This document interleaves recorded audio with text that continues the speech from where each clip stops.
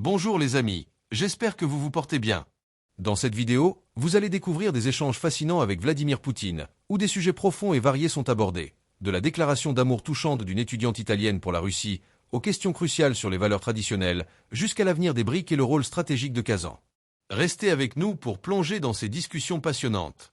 Je tiens également à remercier chaleureusement tous ceux qui ont récemment rejoint les membres de notre chaîne. Si vous souhaitez nous soutenir, comme eux, cliquez sur le bouton rejoindre ou sur le bouton merci pour faire un don. Merci infiniment pour votre générosité. Allons-y sans plus attendre. Владимир Владимирович, у меня большое предложение к вам. Разрешите иностранцам, которые разделяют наши ценности и которые мечтают переехать в Россию, j'ai une сделать grande все это proposition à просто vous и soumettre. быстро. Permettez aux étrangers qui partagent nos valeurs et qui rêvent de s'installer en Russie de le faire de manière simple et rapide. Je propose même un nouveau mot russe pour cela, impatriation. Cela signifie un déménagement pour s'installer de façon permanente en Russie, basé sur des valeurs culturelles, traditionnelles et familiales. Tout cela serait bénéfique pour la Russie, car ces personnes apporteraient de nouvelles compétences. Ce seraient des entrepreneurs, une population supplémentaire pour le pays, une contribution supplémentaire à l'économie et des personnes qualifiées en plus. Je propose même de créer une organisation spéciale pour offrir un accompagnement personnalisé et des services, à savoir des services culturels, professionnels et sociaux pour ceux qui souhaitent s'installer ici. Je propose aussi d'organiser une plateforme en ligne pour informer les futurs impatriés sur les possibilités de déménagement en Russie. Vladimir Vladimirovitch, je suis même prête à contribuer personnellement à ce projet et à obtenir la citoyenneté russe pour construire ma vie future dans ce beau pays, en Russie. Merci beaucoup. Merci. Puis-je poser quelques questions pour clarifier? Bien sûr. Vous avez dit que vous êtes tombée amoureuse de la Russie. Oui. Et c'est tout? Vous n'êtes tombée amoureuse de personne d'autre? Si c'est le cas, tout sera vraiment simple et facile à organiser. Non, en premier lieu. Étrange. Une si belle jeune femme, et toujours personne. Mais je suis sûr que beaucoup sont déjà tombés amoureux de vous. Ça, c'est certain.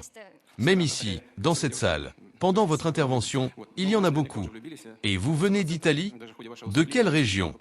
Je viens de la région de Milan. De Milan? Le nord de l'Italie? Oui, c'est exact. C'est un bel endroit. Une région économiquement développée en Italie. L'Italie a toujours été proche de nous, parce que je me souviens de mes visites en Italie et de la manière dont les gens m'accueillaient. Dans certains endroits, on se sentait vraiment comme chez soi, c'est sûr. Milan est une province industrielle de l'Italie, bien développée économiquement. Et ce que vous venez de dire, que vous partagez nos valeurs morales, traditionnelles et éthiques, c'est exactement ce dont je parlais. Ces valeurs ne sont pas seulement les nôtres. En réalité, beaucoup de personnes en Europe partagent ces valeurs, donc c'est formidable. L'idée est bonne. S'orienter vers des valeurs morales traditionnelles pour accueillir les personnes souhaitant vivre ici. Mais comment déterminer les vraies valeurs d'une personne? C'est là que le service d'immigration devrait jouer un rôle clé. Il faudrait des spécialistes capables de bien comprendre qui sont ces personnes, ce qu'elles font, et comment elles peuvent vivre confortablement et agréablement en Russie. Mais concernant les valeurs, comment savoir si ces personnes partagent vraiment ces valeurs? C'est la question. Je ne suis pas experte, je ne travaille pas pour le service d'immigration, mais il faut comprendre ce que sont ces valeurs. Ce que la Russie propose. Par exemple, je peux donner un exemple. En Russie, il y a de la tolérance. La Russie est un pays multinational et multireligieux. Et aujourd'hui, je peux le dire parce que j'ai vécu en Occident, en Italie. Aujourd'hui, il est très difficile de trouver un pays où différentes nationalités vivent ensemble en harmonie. Ce sont des valeurs que la Russie veut préserver. Deuxièmement, aujourd'hui, l'homosexualité et le transgendérisme sont très répandus. Ce sont de nouvelles valeurs. Et les personnes qui comprennent bien que ce ne sont pas des valeurs traditionnelles ni familiales veulent préserver leurs convictions, mais elles se trouvent dans un environnement hostile. Alors elles se demandent, où puis-je me sentir en sécurité? La réponse existe, c'est la Russie. Je vois, Irène. Asseyez-vous, s'il vous plaît. C'est difficile de discuter avec vous quand vous êtes debout. Asseyez-vous, je vous en prie.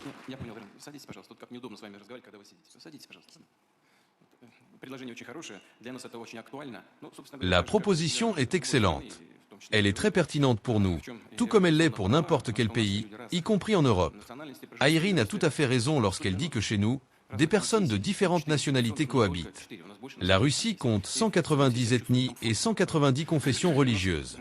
Il y a 4 confessions traditionnelles, mais en réalité, nous en avons encore plus. Dans l'ensemble, Tout le monde se sent à l'aise ici, c'est vrai. Et d'ailleurs, nous sommes assez tolérants envers les personnes ayant une orientation sexuelle non traditionnelle. Nous ne faisons simplement pas étalage de cela, et nous ne considérons pas qu'il soit correct de le mettre en avant. Que chacun vive comme il l'entend, ce sont des adultes. Personne ne les limite en rien. Mais en ce qui concerne les enfants, comme je l'ai déjà dit à de nombreuses reprises, ne touchez pas aux enfants. Voilà tout. Premièrement, nous sommes avant tout un État orienté vers les valeurs traditionnelles. Et vous avez absolument raison là-dessus. Pour déterminer qui sont les personnes qui viennent chez nous, il est bien sûr nécessaire d'avoir une approche individuelle, comme vous le dites. Nos services d'immigration ne sont pas encore à ce niveau, c'est évident. Il y a encore beaucoup de travail à faire dans ce domaine, avec diverses idées en cours de réflexion. En ce qui concerne la réintégration des expatriés, repatriation, nous avons désormais introduit ce terme, qui n'existait pas auparavant dans notre système juridique. Nous avons désormais des critères clairs pour définir qui peut être considéré comme un rapatrié. Il y a 4 ou 5 catégories, peut-être 5 ou même 6. Je ne vais pas entrer dans les détails maintenant, mais cela existe. Cependant, des spécialistes comme vous, qui seraient sans aucun doute précieux pour nous, n'entrent pas dans cette catégorie. Mais ce dont nous avons exactement besoin, ce sont des spécialistes hautement qualifiés. Nos services d'immigration doivent être orientés de manière à accueillir des personnes hautement qualifiées et intellectuellement compétentes pour vivre et travailler en Russie de façon permanente. Nous avons des idées à ce sujet, et nous allons travailler dans cette direction. Vous avez mis le doigt sur un point très important, car ce sujet est particulièrement pertinent pour la Russie. Il y a aussi le concept d'immigration de travail, et dans ce domaine également, il reste beaucoup à faire. Actuellement, notre marché du travail présente un besoin criant pour les employeurs. Alexander Nikolaïevitch Chokin, qui dirige notre plus grande association d'entrepreneurs, pourrait le confirmer. Il manque aujourd'hui 2,5 millions de travailleurs sur le marché du travail. Et c'est ce que les entreprises sont prêtes à offrir en ce moment. Cela dépasse de 2,5 fois le taux de chômage. Nous avons environ 450 000 à 460 000 chômeurs selon les chiffres officiels, mais il manque 2,5 millions de personnes. En ce moment, des secteurs comme la construction, l'industrie, etc. ont un besoin urgent de centaines de milliers de travailleurs. Mais dans ce domaine aussi, nous devons mettre en place un travail efficace et l'améliorer qualitativement. Nous devons collaborer avec les personnes qui souhaitent venir ici, même avant leur arrivée, dans les pays où elles se trouvent. Nous devons nous assurer que ces personnes respectent nos lois et traditions, y compris celles des régions spécifiques où elles s'installeront, qu'elles apprennent la langue, et ainsi de suite. C'est un immense travail. Bien sûr, la meilleure façon de résoudre les problèmes, notamment dans le domaine des relations de travail et du déficit de main-d'œuvre, c'est d'augmenter le taux de natalité et d'améliorer la situation démographique dans le pays. Cela est tout à fait évident.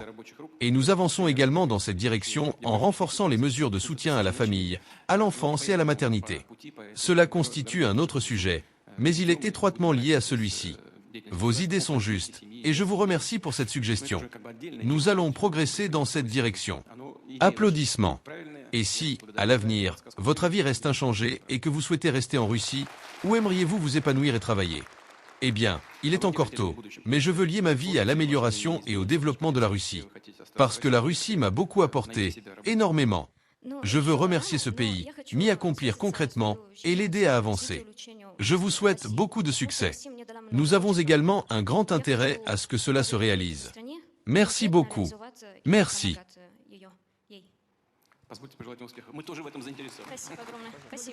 Ksenia Aksonova, chaîne de télévision SPA.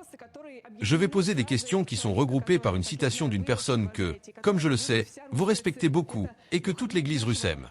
C'est le père spirituel de notre patriarche, le Starets Ilya Azdrin. Au début de l'opération spéciale, il a énoncé 3 conditions pour la victoire. Interdire les avortements, interdire les grossièretés et enterrer le corps de Lénine. Voici 3 questions sur ces 3 points. Première question. Les avortements. Notre patriarche parle chaque année de sortir les avortements du système d'assurance maladie obligatoire. Parce que ce n'est pas une procédure médicale, elle ne soigne pas, elle ne fait qu'infliger des dommages. Et les leaders des religions traditionnelles en Russie soutiennent notre patriarche sur ce point. Dites-moi, est-ce que cela sera fait? Deuxième question. Concernant les grossièretés. Vous vous êtes récemment exprimé de manière exhaustive, en disant que c'est une incitation aux forces obscures. Donc, pour ne pas répéter la question sur les grossièretés, je vais demander spécifiquement à propos des forces obscures. Parce que la Russie traverse actuellement un boom de l'ésotérisme, de l'occultisme, des prédictions et de la pornographie accessible. Les gens dépensent maintenant plus d'argent pour des voyants que pour des médecins. Les sites pornographiques sont maintenant les plus visités dans notre pays. Dites-moi, y a-t-il des mesures qui seront prises pour limiter ces activités manifestement dangereuses? Et enfin, troisième question. Concernant l'enterrement du corps de Lénine. Je ne parle pas de l'évaluation de ces activités, vous en avez déjà parlé plusieurs fois, mais spécifiquement de l'exécution de la volonté de Lénine et de sa famille, et du fait que le corps embaumé dans le mausolée est une coutume absolument païenne et contraire à la volonté divine. Dites-moi, qu'est-ce qui empêche d'enterrer le corps de Lénine dans la terre? Merci. Ces questions ne sont clairement pas pour une conférence de presse étendue ni pour une ligne directe. Elles sont toutes extrêmement sensibles et épineuses. En ce qui concerne les avortements, nous devons bien sûr réfléchir à ce que les convictions religieuses ne soient pas perturbées. Et nous résoudrions des questions liées à la démographie. Mais en même temps, nous devons réfléchir au niveau de bien-être des familles russes avec enfants et à leur avenir. Et au droit des femmes de prendre certaines décisions. C'est une question délicate qui ne se résout pas pendant une conférence de presse. De même pour les sites pornographiques, etc. Vous voyez, certains sont mécontents du ralentissement de YouTube. On peut aussi dire cela dans notre pays. Oui, les sites pornographiques sont regardés, à mon avis, partout dans le monde. D'abord les sites pornographiques, puis comment commander des côtelettes, vous comprenez? Partout, partout dans le monde. Ce n'est pas seulement notre malheur. C'est le malheur de beaucoup d'autres pays aussi. Quelle pourrait être la réponse à cela? En général, toutes les interdictions ont leur raison d'être. Mais il faut toujours offrir une alternative. Une alternative plus intéressante que les sites pornographiques. De sorte qu'une personne ne se rende pas sur ces sites. Elle pourrait dire, j'ai déjà vu ça sur la place, et je veux voir autre chose. Pour captiver quelqu'un, vous comprenez? La même chose s'applique pour l'enterrement du corps de Lénine. Eh bien, peut-être qu'un jour la société s'y résoudra. Mais aujourd'hui, surtout aujourd'hui en Russie, nous ne devons pas faire un seul pas qui pourrait diviser notre société. C'est pour cela que je suis réticent à ce sujet. Mais en général, il y a raison. Je l'aime beaucoup et j'écoute toujours ce qu'il dit. Je sais qu'il m'en a parlé. Merci, Kazan. Kazan, à vous, s'il vous plaît. Parlez aux Américains, aux Tatars. Bonjour, Vladimir Vladimirovitch. Merci beaucoup pour la possibilité de poser une question. Arthur Kriululov, de Tatarinform. Après le sommet de Kazan, les BRIC ont franchi un niveau fondamentalement nouveau. C'est évident. En fait, je ne me souviens même pas qu'à Moscou un tel nombre de dirigeants de pays se soient réunis, avec des personnalités comme Xi Jinping à Randemonde et d'autres. Dans quelle mesure vos attentes concernant la résistance à l'ordre mondial occidental se sont-elles concrétisées? Voici la première question. Et une autre petite question pour préciser. Vous m'aviez dit l'année dernière, en répondant à ma question, que le Tatarstan est un modèle de coexistence pacifique de cultures, nations et confessions différentes. On pourrait dire la même chose des BRIC. Parce que les BRIC regroupent des pays complètement différents. Voici donc une petite question. Envisagez-vous de créer à Kazan le siège des BRIC? Peut-être pour la partie russe, ou pour l'ensemble de l'organisation. Merci beaucoup. Oui. Vous avez dit, Arthur, que dans le passé un tel nombre de dirigeants de pays ne s'étaient pas réunis à Moscou. Vous avez raison, cela ne s'était pas produit. Mais à Kazan, cela a eu lieu. Merci à Kazan pour nous avoir donné cette possibilité. C'est la première chose. La deuxième, nous ne créons pas réellement un siège. Il existe des outils spécifiques qui sont créés et fonctionnent dans l'intérêt de l'organisation dans son ensemble. Mais nous allons certainement exploiter toutes les possibilités offertes par la capitale du Tatarstan, qui ont été mises en place au cours des dernières décennies. Kazan a fait un bond spectaculaire dans son développement. Sans exagération, je considère que c'est l'une des meilleures villes d'Europe. Vous savez, je le dis avec plaisir. Nous sommes fiers de Moscou. C'est l'une des plus grandes et meilleures mégapoles du monde. Et Kazan se développe rapidement, activement. Je me souviens, avec Mirkem Mishaevitch, nous sommes allés à Kazan, je l'ai déjà mentionné, nous sommes allés en dehors de Kazan dans une hutte en terre. C'était une véritable hutte en terre. Les gens y vivaient. Un trou creusé dans la terre avec un toit. Mais je dois rendre hommage aux Tatars et à leur culture. Vous savez, c'était propre, tout était bien rangé. Il y avait un bon chac sur la table et ainsi de suite. Mais maintenant, rien de tout cela n'existe. Aujourd'hui, Kazan se développe. C'est une ville remarquable. Le métro a été introduit. Nous en avions parlé avec Mirkem Mishaevitch qu'il était nécessaire, et cela a été fait. Le nouveau dirigeant Anatoly Galivich a repris le flambeau et travaille très efficacement. En général, à Kazan, dans le Tatarstan, les gens sont talentueux, des gens de différentes nationalités vivent ici.